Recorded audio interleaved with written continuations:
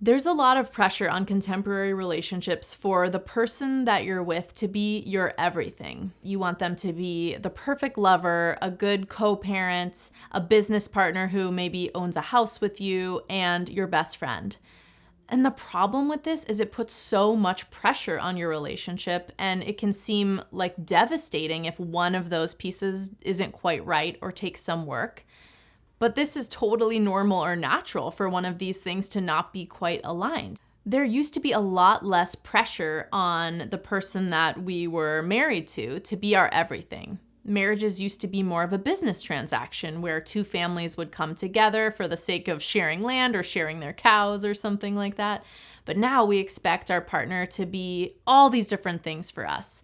And in fact, we're seeing now that even though we all want to have someone who we're super connected and close to, it can negatively affect our sexual connection with them. When people are overly intimate with each other and very, very close with each other, they can lose sexual attraction for each other.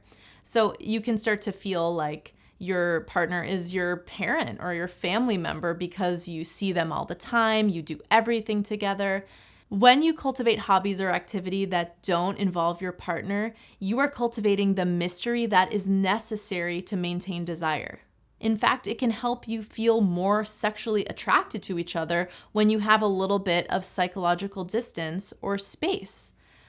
A lot of people give up on their hobbies that their partner isn't that into because they want to, be respectful of their partner. They don't want to hurt their feelings. They want to do everything together. But actually, it can be a lot sexier if you invest in yourself by having passions that are just yours.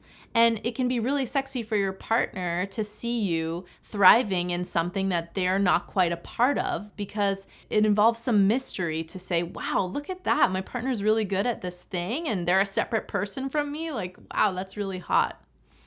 It's also okay to have friendships or relationships with other people that are really into the niche thing that you're into, even if your partner's not that into it. There's a lot of pressure and expectation for partners to do everything together, as I've said. But just because your partner's not that into something doesn't mean that there's not someone else who is.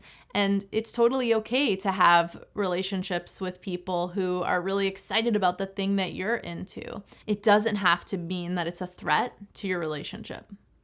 You and your partner could also choose to have non-platonic relationships with other people and explore physical connections or even romantic connections outside of your relationship. And it doesn't have to be a threat. It doesn't have to mean that there's anything wrong with the relationship. In fact, it could be a really great way to establish some autonomy and independence and bring that juicy energy home to your partner so that you're even more connected. If this piques your interest and you want to learn more about how to have intimacy and closeness while also having autonomy and independence in contemporary relationships, check out my website, lovewithjanelle.com.